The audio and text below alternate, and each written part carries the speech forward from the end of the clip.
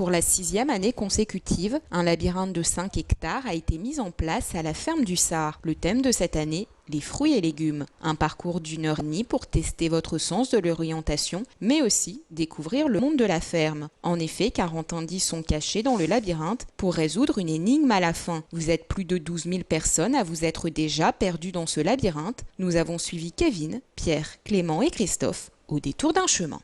Ouais, c'est marrant. À peu près au milieu. Moitié, ouais. T'amuses bien donc. Non, pourquoi pas rester 2 heures? Ouais.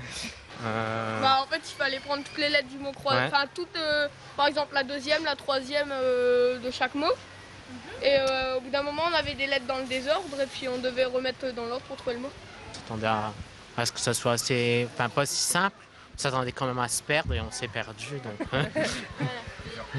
Donc pour faire un labyrinthe, ça se déroule en 5 étapes. La première étape, il faut semer le champ. Donc on va semer avec des semis croisés, donc on fait des lignes perpendiculaires les unes aux autres pour éviter d'avoir des couloirs naturels qui se créent. La deuxième étape, on va dessiner à l'échelle du champ, mais sur le papier, on va dessiner le tracé du labyrinthe. La troisième étape, c'est un géomètre qui va reporter ce dessin dans le champ, donc à l'échelle du champ cette fois-ci.